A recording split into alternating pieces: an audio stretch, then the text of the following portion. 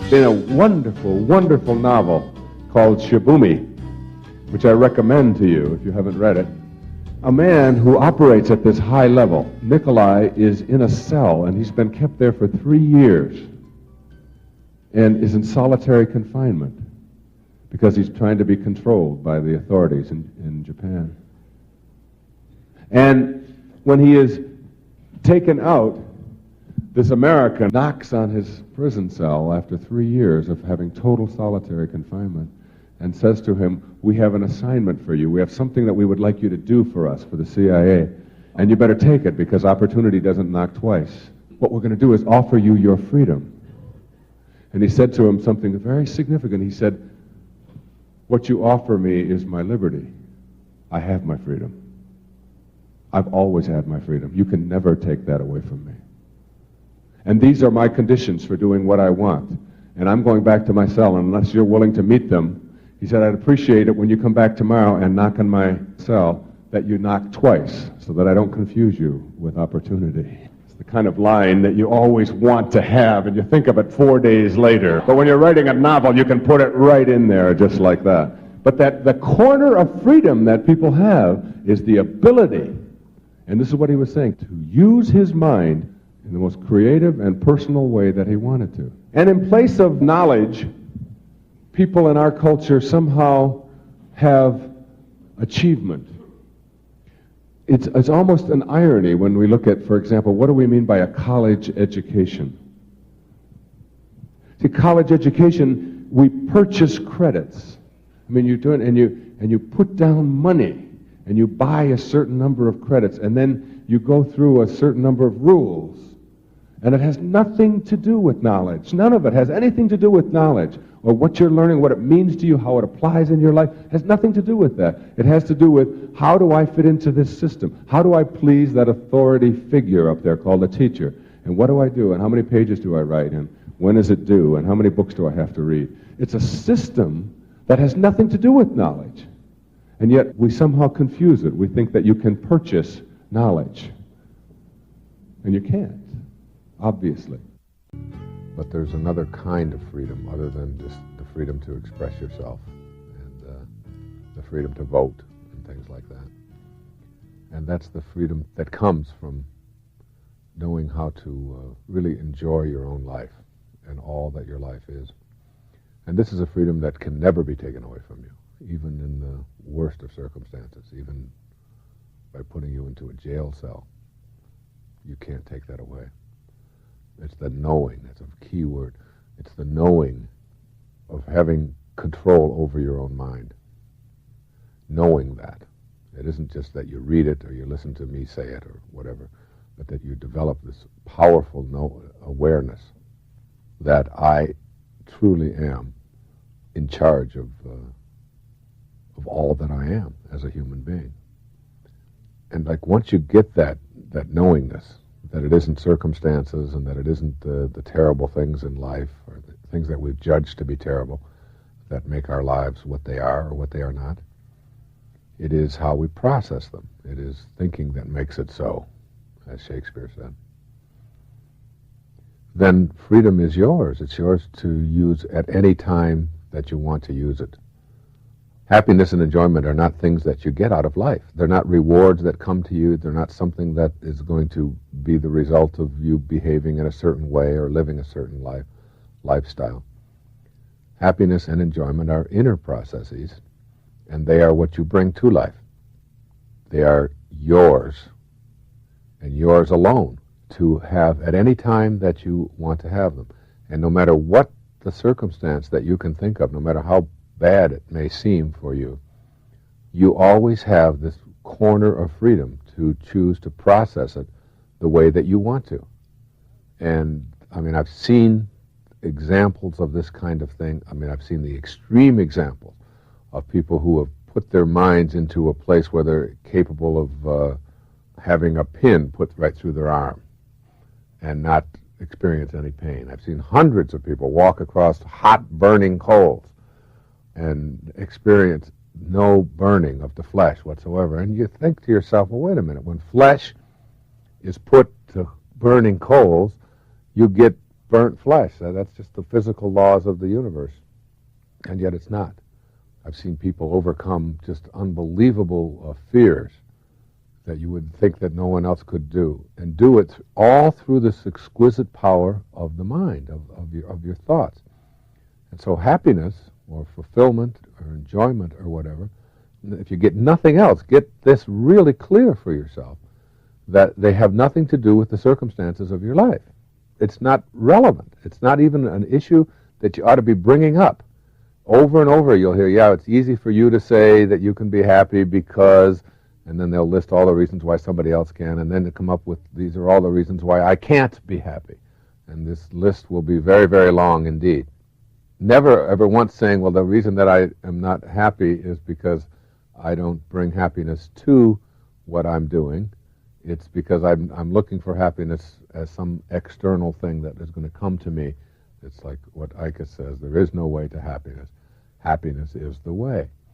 And happiness is the way is something that some people have all of their lives. It's something that I have had as long as I can remember, and it's the thing that I can remember my mother tells me about when I was an infant, when I was just like 2 years old, before we were moved away for a while, and when we came back, and throughout all of my teen years and so on, that I was always someone who knew how to make other people laugh and how to enjoy life, and would always look at the bright side of things rather than the negative side.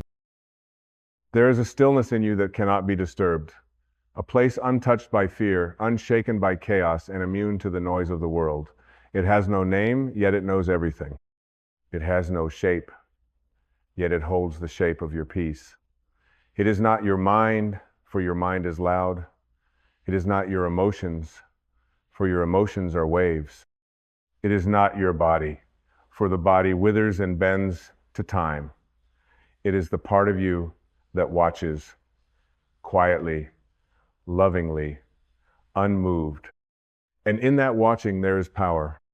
We spend most of our lives reacting to what was said, to what wasn't said, to the look someone gave, to the news flashing across our screens, to the stories we carry like old, worn clothes, too heavy to wear, but too familiar to take off.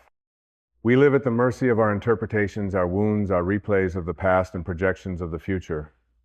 We live, but we do not watch. We act, but we do not see.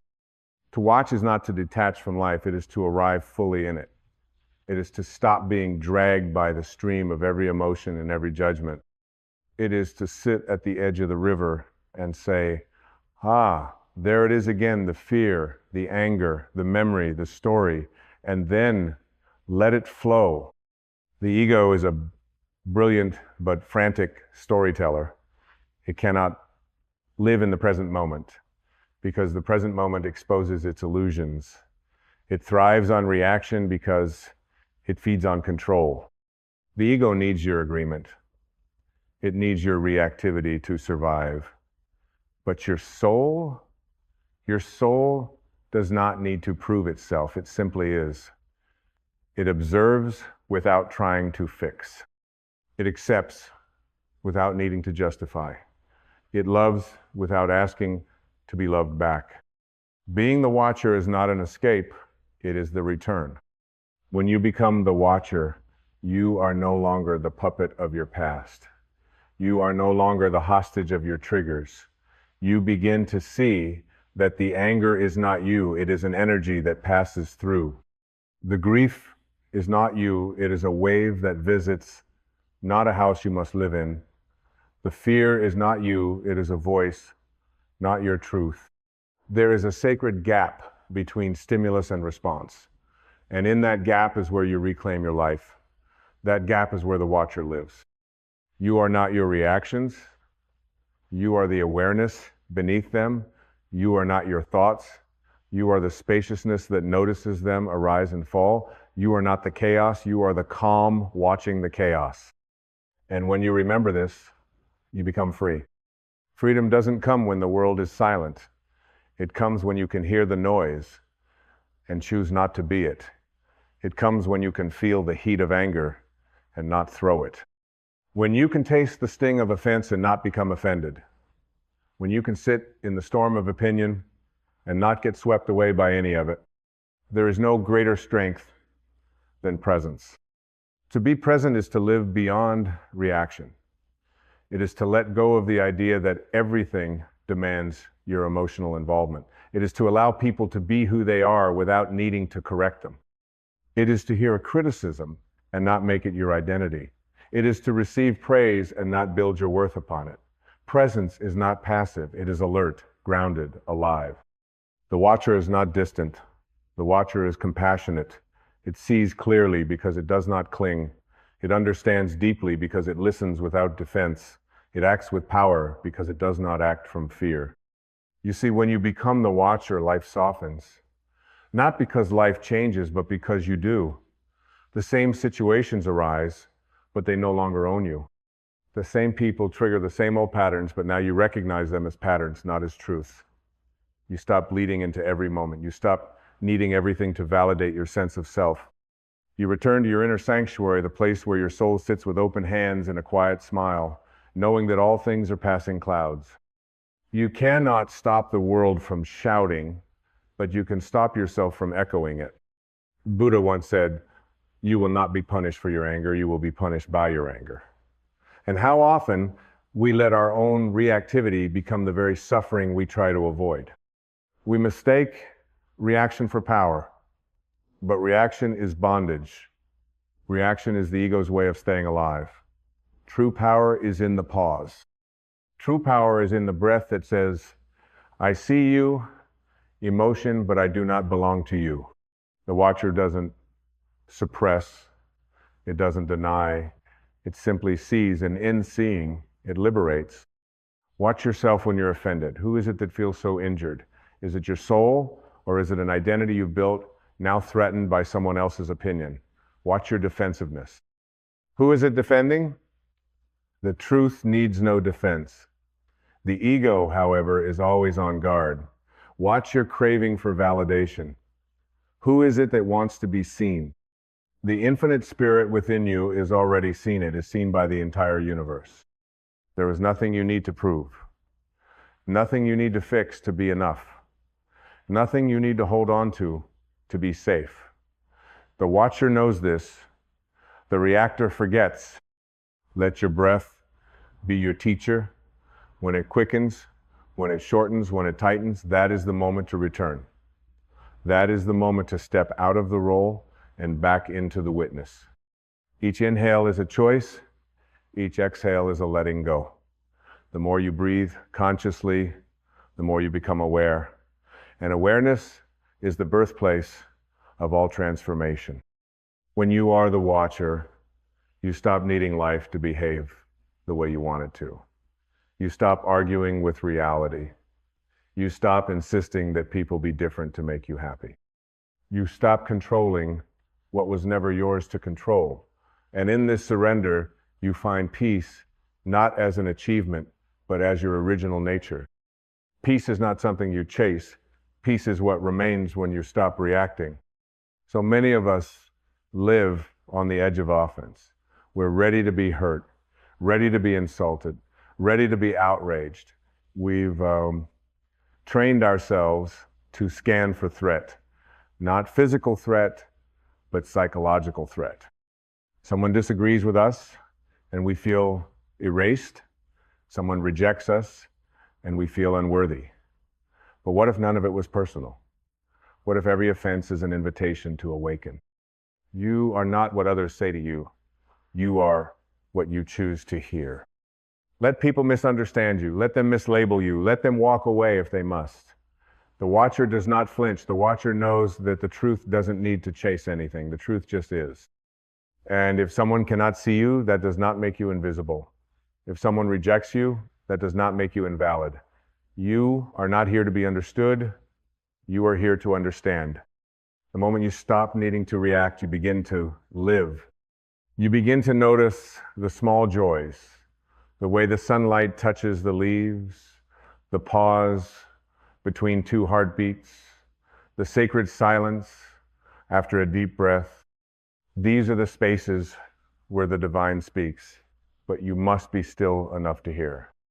And stillness does not mean inactivity. Stillness is presence. It is clarity. It is the quiet power of a soul unbothered by the noise. You have nothing to defend, no argument to win, no ego to preserve.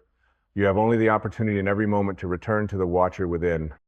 So next time you feel the rise of reaction, pause, breathe, watch. You are not the storm. You are the sky.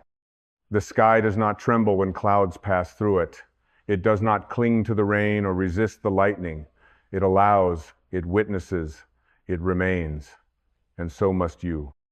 Your true self, the eternal witness, has never been broken, never been threatened, never been less than whole. It is only the ego that flinches, that crumbles, that begs for validation in the eyes of others. The soul simply watches and waits, knowing the truth is never in the noise. Every time you choose to observe rather than react, you are retraining your consciousness. You are shifting the gravity of your identity from the external to the internal, from fear to love, from protection to presence. You become like the ocean, watching its own waves rise and fall, but never mistaking the waves for its essence. The turbulence no longer defines you. The stillness beneath becomes your home. There is a moment brief but sacred when awareness interrupts a habit. That moment is a portal to liberation. A chance to say, I see it, I've been here before, but this time I choose differently. And in that subtle shift, your entire life begins to change. Not because the world softens, but because you no longer harden in its presence. You stop armoring up every time someone looks at you the wrong way. You stop bracing for judgment. You begin to live unclenched, wide open, deeply rooted, and profoundly present. And isn't that what true power is? To be unshakable, not because you dominate, but because you no longer need to defend. To be calm in the midst of fire. To be kind without condition. To be aware of the storm and yet centered in your stillness. This is the life of the awakened. Not free of conflict, but free of entanglement. Not void of feeling, but void of control by those feelings. When you stop reacting, you begin seeing. You see the other person not as an enemy, but as a mirror. You see your anger not as a truth, but as a message. You see your triggers as teachers. You see life not as a series of attacks, but as a series of invitations to evolve. You begin to understand that everything that once made you flinch is here to make you free. The reactive self is a prisoner of the past. It is stitched together by old wounds, unconscious stories, and inherited beliefs. It's constantly trying to protect something, a fragile image, a constructed identity, a false sense of self. But the watcher knows there is nothing to protect because the soul is not a character. The soul cannot be injured by opinion, it cannot be destroyed by loss, it cannot be undone by time. You are not your conditioning, you are not your defense mechanisms, you are not the fight or flight impulse that flares up when things don't go your way. You are the one who sees it all. And in seeing it all, you are no longer owned by any of it. Have you ever felt the weight of a reaction coming, the anger bubbling, the heart racing, the story forming, and then you paused, you breathed, you watched, and just like that, the charge softened. That is presence. That is awakening. That is what it means to remember yourself in the heat of forgetting. It's not about never feeling triggered. It's about no longer being tricked into believing those triggers define you.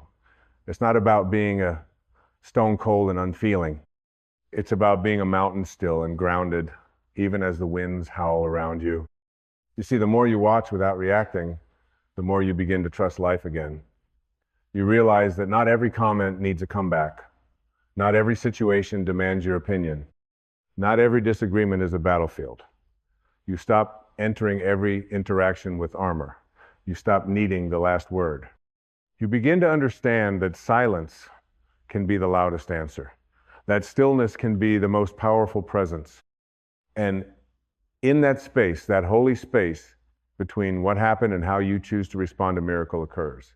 The miracle of self-possession, of divine clarity, of peace that cannot be disturbed by anything outside of you. You no longer live from habit, you live from intention. You begin to meet life with eyes open, heart soft, and soul steady. The reactive mind is always chasing approval, chasing control, chasing an identity it can hold on to. But the watcher knows there is nothing to chase when you already are. You are not here to be everything to everyone. You are here to be fully awake in yourself. To be so deeply rooted in your presence that even if the world misreads you, misunderstands you, misjudges you, you stay true. Truth needs no audience. Presence needs no applause. The divine in you needs no permission. And so I invite you, not tomorrow, not someday, but in this very moment, to pause. Let the breath remind you of the eternal now. Let the silence return you to the sacred watcher. Let the witness within you rise. And from that space, observe. Observe your thoughts without clinging. Observe your emotions without dramatizing. Observe your life without rushing to fix, correct, or judge. This is not the end of your spiritual path. This is the beginning. Because when you become the watcher, everything changes. Not by force, but by frequency. You stop vibrating at the level of the problem and begin rising into the solution. You stop looking for healing in others and start embodying it within yourself. You stop playing the role of the victim or the hero and simply become real. And in your realness, your grounded, divine, conscious presence, you begin to heal not just yourself, but everyone you touch. Not through preaching, not through trying, but simply through being. Being the space, being the peace, being the clarity in a world addicted to confusion. You are not here to be tossed around by life. You are here to be the still point, the silent flame, the breath between the chaos. And you'll know when you found this place, not because life gets easier, but because you stop collapsing in front of it. Your center becomes unshakable. Your peace becomes non-negotiable. Your love becomes unconditional. And from this space, my friend, everything becomes possible. And from this space, my friend, everything becomes possible.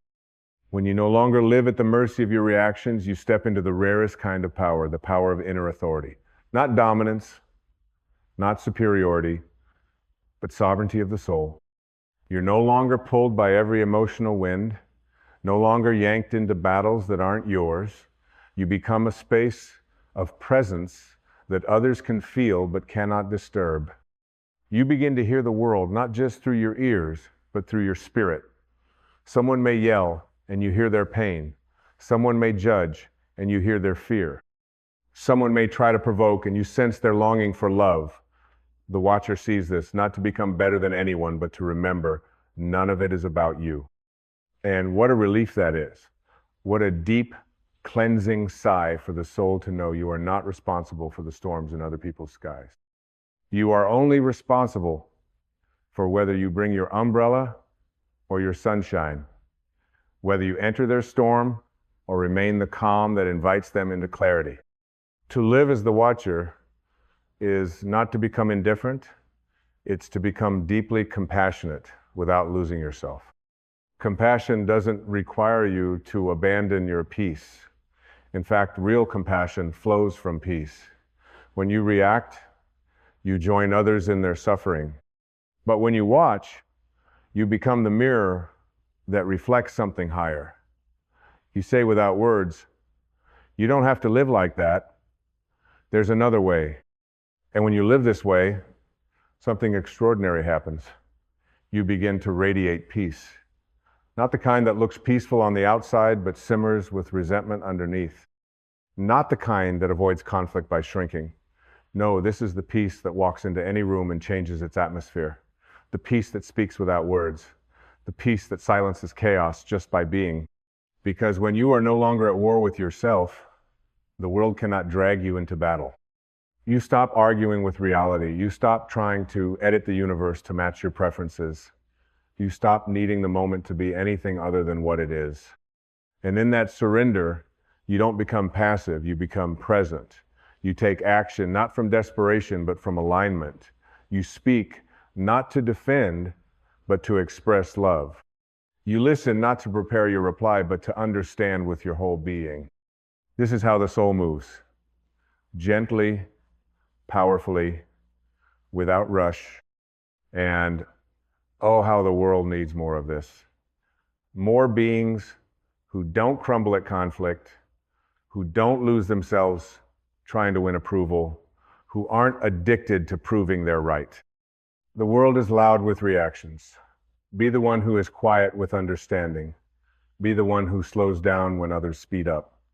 Be the one who chooses grace when the ego demands retaliation. There is a river inside you that has never stopped flowing. Even when you were tangled in your thoughts, even when you believed the voice of fear, even when you reacted with anger, shame, or pride, that river was always there, steady, ancient, divine. It is your true nature. The watcher lives there. The soul drinks from it. And your freedom begins the moment you return to its banks. So when you feel yourself being pulled into the story, the fight, the trigger, the need to explain, the craving to be seen, pause. Let the breath return you. Let your awareness remind you. Let the watcher reclaim the moment, because life isn't about avoiding the waves, it's about learning to surf them with awareness. It's about realizing that no matter what chaos dances across the surface, the depths of who you are remain unmoved. That is your home. That is your truth. That is the part of you that has never been hurt, never been lost, never been less than divine. And when you live from that place, when your identity is rooted not in ego but in soul, then your presence becomes medicine. You don't have to fix everyone. You don't have to save the world. You don't even have to change anyone's mind. Just be what you are when you're not reacting. Light, calm, truth, stillness. That is enough. More than enough.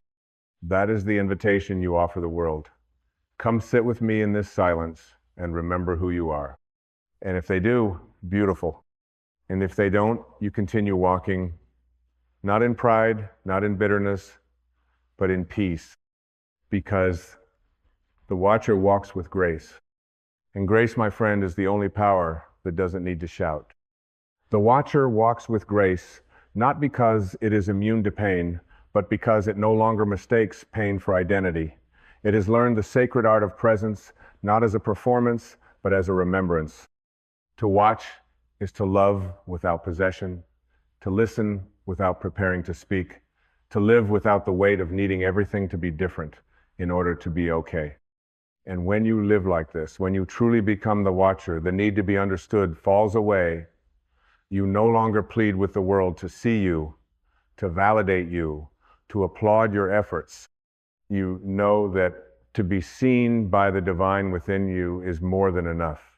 You feel the presence of the infinite, not as something to chase, but as something that never left. Something that was always whispering beneath your reaction. You are not this storm. You are the sky. It passes through. And in this realization, you soften. You stop bracing for impact. You stop rehearsing pain. You stop living from the haunted echoes of what if and what was. You rest not in exhaustion, but in awakening. You stop trying to control what's never been yours, and instead surrender to the stillness that has always been home. You forgive yourself for every time you believe the lie that you were only as worthy as your performance, only as loved as your usefulness, only as safe as your defenses. You forgive yourself for the times you reacted, for the times you fell into fear, for the times you said what your soul never meant, not because it was right, but because you are ready to be free. Forgiveness, too, is an act of watching, of saying, yes, I see the wound, but I also see who I truly am beyond it. And then something quiet but life-altering begins to happen. You stop waiting for permission to be at peace. You stop postponing joy until circumstances align. You stop bargaining with life. If this happens, then I'll feel whole. No. Wholeness is now, peace is now, God is now. Everything you've been chasing while reacting was always sitting silently in the sanctuary of your awareness. The watcher knows that time is not the answer, presence is. You don't need another year to become what your soul already is. You don't need more proof, more agreement, more applause. You need only this breath, this stillness, this radical return to the center that has never abandoned you.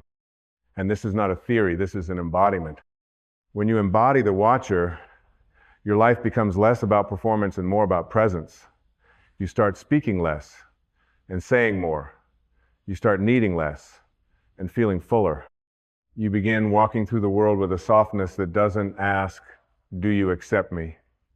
but instead radiates, "I accept myself."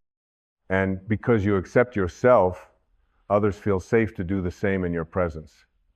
Your being becomes a sanctuary, your silence becomes sacred. You no longer react to prove your worth, you respond from the overflow of your awareness. That's how the divine speaks. Not to convince, but to awaken. Not to correct, but to reflect. You begin to realize that every trigger was a teacher, and every interruption was an initiation. That the very moments which once made you spiral were not obstacles, they were sacred doorways. Doorways leading you deeper into the witness, deeper into grace, deeper into the stillness that does not flinch, does not fight, and does not fear. And now, you are ready. Not ready to achieve something, not ready to prove anything, but ready to finally live, not from the ego's urgency, but from the soul's timelessness. Ready to meet the day, not as a battle, but as a blessing. Ready to hold space instead of hold grudges. Ready to watch your thoughts pass like clouds and realize you are the sky. You always were. The world may still swirl, people may still project, but you now walk as the calm inside the center of it all. And when old reactions try to rise, because they will, you'll meet them with compassion, not condemnation. You'll greet them like old friends with fading power, saying gently, "I see you, but I no longer serve you." And in that moment, you will smile, not because life is perfect, but because you have remembered who you are. You are not the fear. You are not the noise. You are not the ego's constant commentary.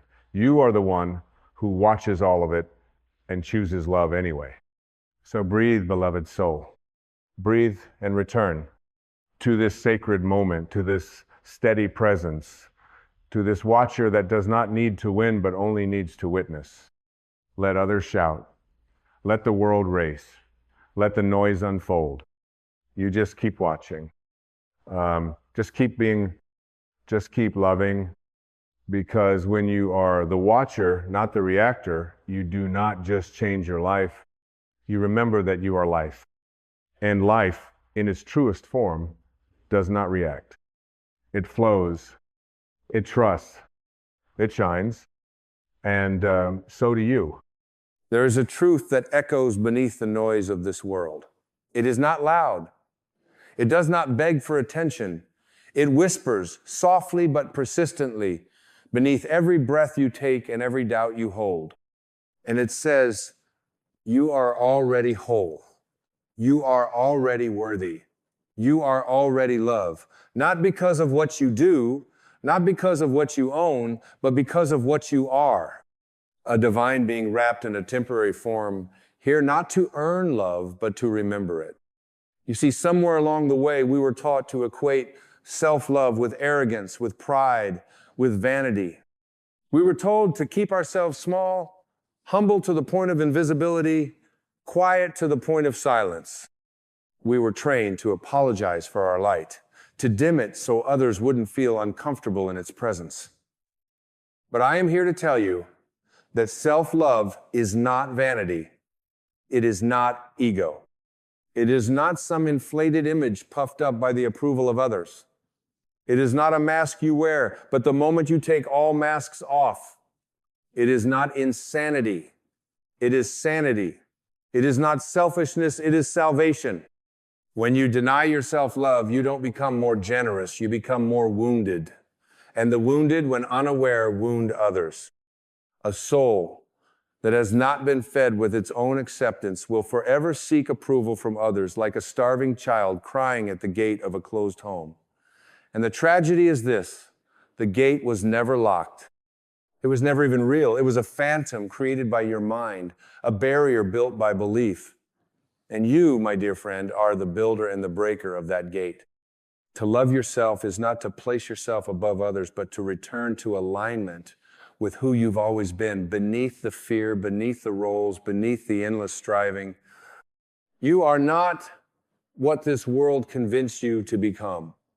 You are not your bank account. You are not your resume.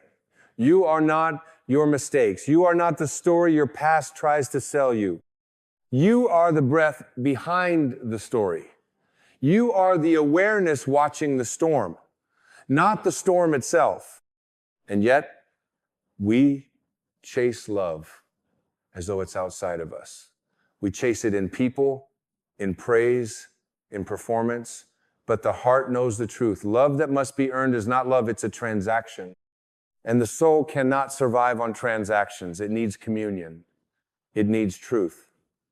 And truth begins when you stop chasing and start returning. When you stop fighting for scraps and remember the feast has always been within. You were never meant to beg for what you are. You were never meant to prove yourself worthy of your own embrace. That is the madness the world taught you. That is the distortion that must be undone. You see, you don't heal by becoming someone new. You heal by remembering who you were before the world told you who to be. Before shame crept in, before guilt whispered its lies, before comparison choked your joy, you heal by coming home. And home, my dear, is within. It's not in the mirror's approval. It's in the mirror's forgiveness. When you look into your own eyes and say, I see you, I love you. You don't have to be perfect anymore to be worthy of peace. That's when the shift begins. That's when the veil lifts. That's when the soul sighs in relief and whispers, finally, you remembered. And so I ask you, what would happen if you stopped trying to be lovable and simply loved yourself? Not when you succeed, not when you fix all your flaws, but now as you are, in this breath, with the mess and the miracle all mixed in. What would happen if you honored your scars instead of hiding them? What if they weren't proof of brokenness, but proof of bravery?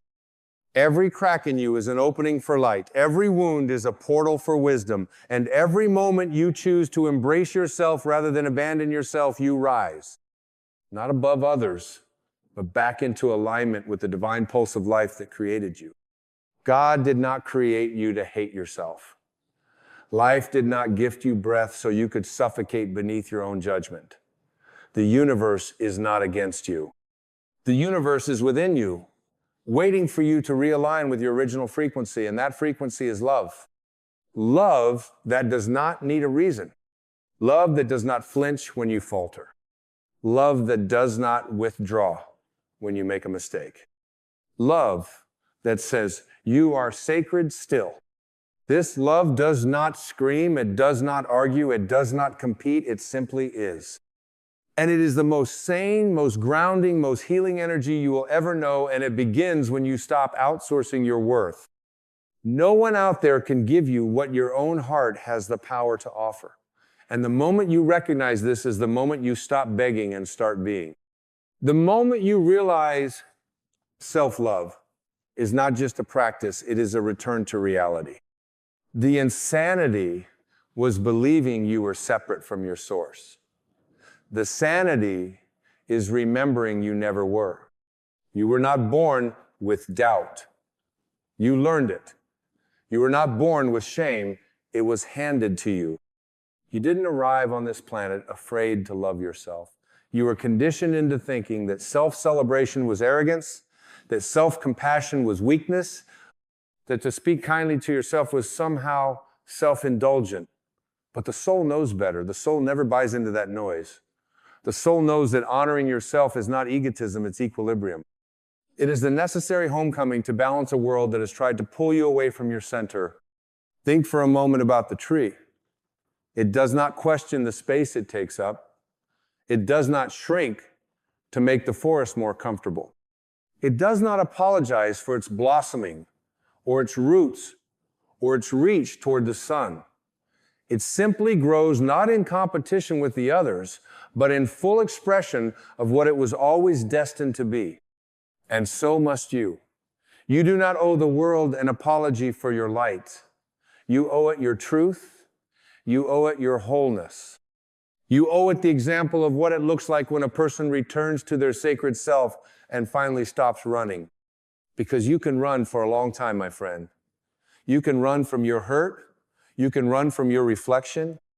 You can run into careers, into relationships, into endless distractions that keep you too busy to feel. But there will come a moment, and perhaps this is it, when the running exhausts you, when even your distractions start to feel hollow. When the version of you that you built to survive no longer fits the version of you that is ready to live.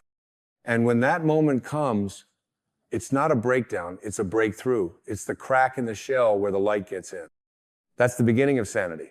Not the sanity the world defines through boxes and metrics and control, but the deeper sanity of the soul.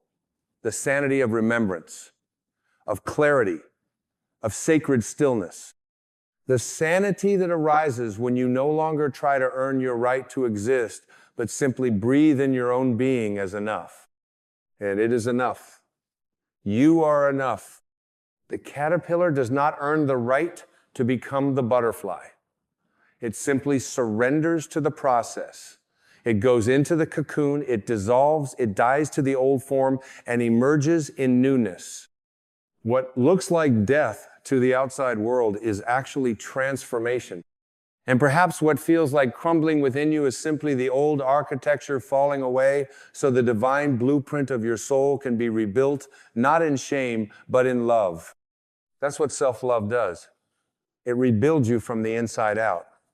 It doesn't fix you because you were never broken. It frees you from the illusion that you had to be fixed. It invites you to sit in your own silence, to touch the parts of you you've abandoned, and to say to them, you are safe now. I am here. I'm not going to leave myself again.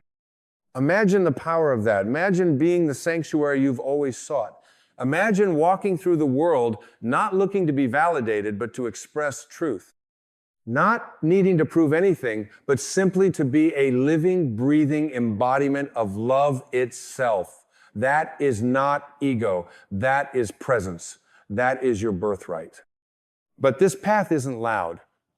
It doesn't shout for recognition. It's not about performance. It's about depth. And depth requires courage. It takes a sacred kind of bravery to look at yourself unfiltered, unguarded, and to still choose love, to still choose forgiveness, to still say, even here, even now, especially now, I love you. You can't fake that. You can't manufacture it through affirmations alone. You must feel it. You must return to the inner child who once wondered if they were too much or not enough, and whisper, you were never too much, and you were never not enough. You were always exactly who you were meant to be. This is the kind of love that liberates. It's the kind that doesn't depend on your past, your performance, or your popularity. It is the love that sees through the masks, through the defenses, through the survival patterns, and still says yes, still stays, still believes. And that, my friend, is sanity. True sanity is alignment. It is when your thoughts, your feelings, and your actions all stem from love, not fear. When your life is no longer a reaction to pain, but a creation from peace. When your value is no longer negotiable. Because you've made peace with the one person who was always the gatekeeper. You. You cannot pour from an empty vessel. You cannot serve the world by diminishing yourself. Your presence, when rooted in truth, is a gift. Your joy is medicine. Your boundaries are wisdom. Your radiance is not a threat. It is a permission slip to others who've forgotten how to shine. But that light must be turned inward first. That love must be born in the quiet places of your heart, where no one is watching and no one is clapping. That's where the real work happens. That's where transformation takes root. And when it does, When you begin to choose love over loathing, kindness over criticism, and stillness over striving, you become a lighthouse. Not a lifeboat, not a rescuer, but a lighthouse. Simply standing in your truth, shining from within, and reminding others you can come home too. When you begin to love yourself truly and without condition, the world doesn't necessarily change, but the way you see it does. The same streets, the same people, the same circumstances all begin to soften through the lens of compassion you first extend to yourself. And in that shift, what once felt like chaos begins to feel like choreography. You start to understand that everything that hurt you was never meant to break you, it was meant to wake you. To invite you to become more intimate with the sacred truth you've ignored, that you are not lacking, you are learning, you are not falling behind, you are unfolding. Self-love is not a destination you reach with a checklist. It is not a mood, a trend, or a curated morning ritual. It is a radical, ongoing act of grace. It's how you treat yourself when no one is watching. It's the gentleness you offer your mind when it races. It's the forgiveness you extend when you falter. It's how you hold your own hand when the world turns cold. It's the whisper in the dark that says, even now, I will not abandon you. Because sanity, true spiritual sanity, is not about being calm all the time or having it all together. It is about returning again and again to the awareness that you are not the noise in your mind. You are the space it moves through. You are not the wound. You are the witness. You are not the pain. You are the presence that can hold it. And that shift, that inner knowing, brings peace, not because life becomes easier, but because you become anchored. And when you are anchored in self-love, life loses its power to control you. Other people's opinions may still be loud, but they no longer own you. Their approval no longer determines your peace. Their disapproval no longer dictates your worth. You realize that you were never created to be edited by external expectations. You were created to be whole. You were created to be free. And freedom begins when the shackles of self-rejection fall off. You start to live differently. You speak more softly to yourself. You stop waiting for perfection and begin to dance with your humanity. You stop proving and start breathing. You stop reaching for something more and begin embracing what already is. And from that place, a quiet confidence rises, not loud, not boastful, but rooted. The kind of confidence that doesn't need to announce itself. It simply exists, like a mountain, like the ocean, like the soul that no longer fears being seen. And in that state of sanity, you stop trying to be lovable and realize you are love. Not as a concept, not as a motivational quote, but as your essence, as your very breath, as the truth you carry in every cell. You see that your existence is not an accident, not a mistake, not a detour, but a divine appointment. You are here to remember, to realign, to reclaim. You are here not to become better, but to remember you were never less. You are here to embody, not to impress. You are here to be, not to become, because being pure, present, unapologetic being is the most powerful gift you could ever offer the world. And when you touch that truth, even briefly, the search ends. You are no longer chasing worthiness. You are no longer addicted to validation. You are no longer trying to fix what was never broken. You have come home. And in that home, there is quiet, there is love, there is clarity. There is you, not the version they wanted, not the mask you wore, but the real, radiant, raw you. And that, dear soul, is more than enough. There will come a moment, and perhaps it's arriving now, where you feel the weight of all the roles you've been performing, and you will quietly, maybe even tearfully, begin to lay them down. Not because you failed in them, but because you finally saw through them. You'll no longer need to be the strong one all the time, or the quiet one, or the successful one, or the agreeable one. You'll no longer need to be what others projected onto you, because you'll have found something more powerful than any performance. You'll have found presence. And presence cannot be faked. It doesn't wear a costume. It doesn't adjust itself to win applause. Presence just is. It is the stillness in you that no trauma could touch, no shame could stain, and no lie could bury forever. Presence is what remains when all the illusions fall away. And you meet it not by climbing, but by surrendering. Not by acquiring more, but by releasing what no longer serves. When you love yourself, you begin to understand the wisdom in letting go. Not out of indifference, but out of reverence. You let go of the story that says you must earn rest. You let go of the belief that your worth is tied to your productivity. You let go of the assumption that you are only lovable when you please others. You release it all, not in anger, not in resistance, but in peace. You begin to see that self-love is not about adding more to yourself. It's about peeling back the layers of everything that was never truly you. And beneath those layers, there is a quiet purity, a softness that is not weakness, but wisdom, a grace that doesn't scream, but heals, a joy that isn't loud, but deep and steady, like an ancient river that never needed permission to flow. The soul doesn't compete. It doesn't compare. It doesn't rush. It simply flows with clarity and trust because it knows where it comes from and where it's returning to. And that is the sanity of self-love. It aligns you with your natural rhythm. It brings you back into harmony with your source. And once you are in tune with that sacred frequency, life begins to support you in ways you once thought impossible. You attract differently. You speak differently. You move through the world with an inner light that requires no spotlight.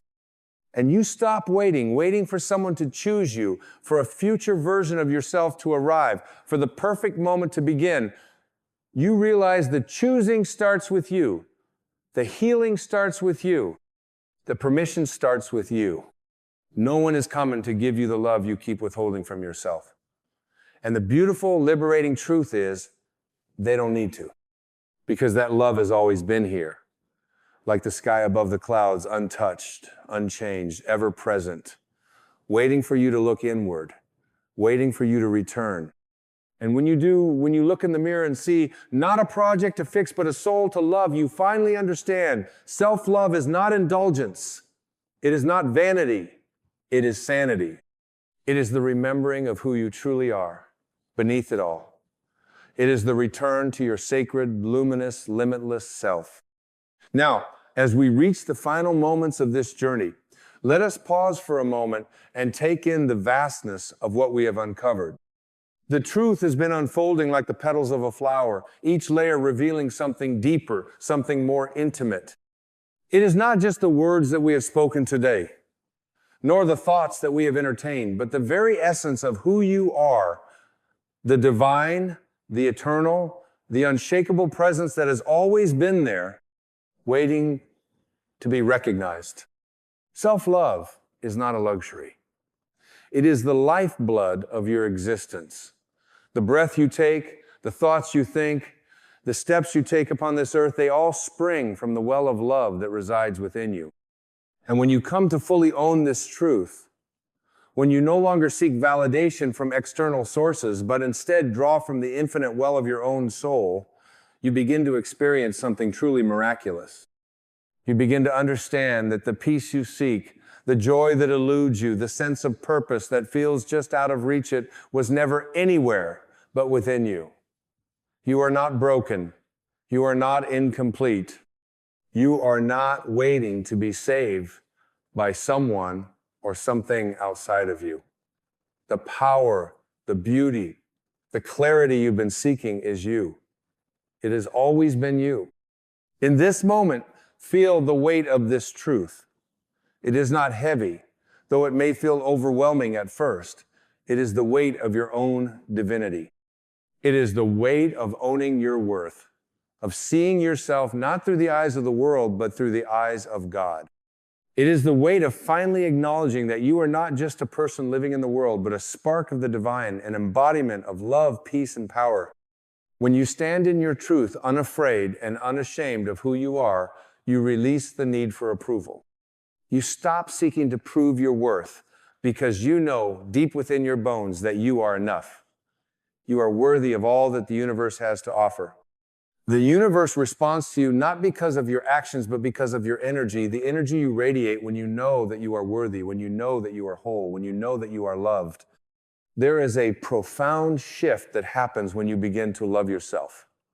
It's not just a shift in how you view yourself, it is a shift in how the world interacts with you.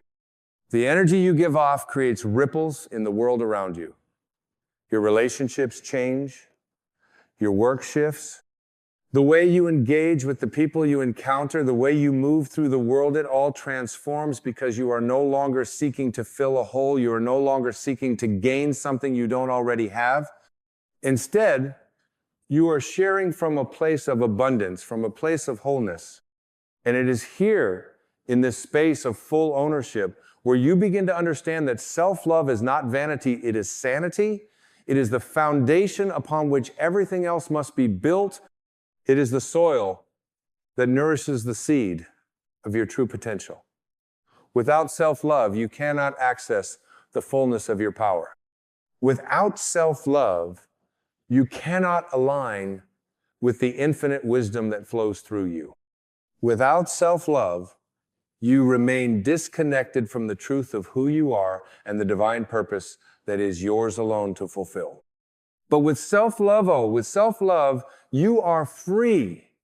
You are free to be yourself, to express yourself, to create from a place of true authenticity.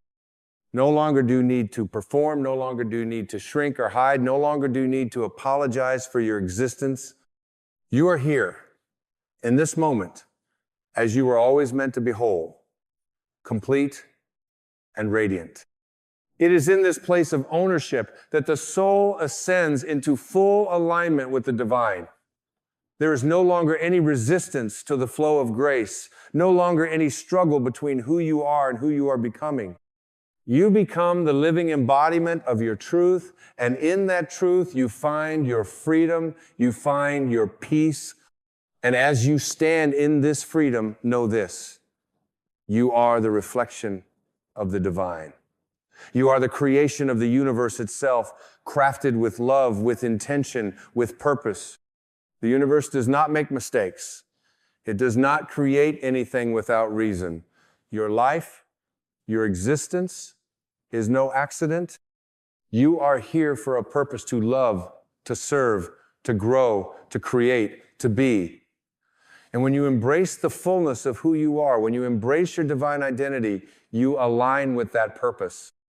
And as you do so, you will find that the world around you begins to mirror this truth back to you. The doors that once seemed closed will open wide. The struggles that once seemed insurmountable will become stepping stones. The relationships that once felt draining will transform into powerful sources of support and connection. The work you do, the life you lead, will become a reflection of your inner peace, your inner love, and your inner power. But this journey, this transformation, is not a one-time event. It is a continuous unfolding. Each moment is an opportunity to reaffirm your worth, to choose love over fear, to choose peace over conflict, to choose joy over sorrow.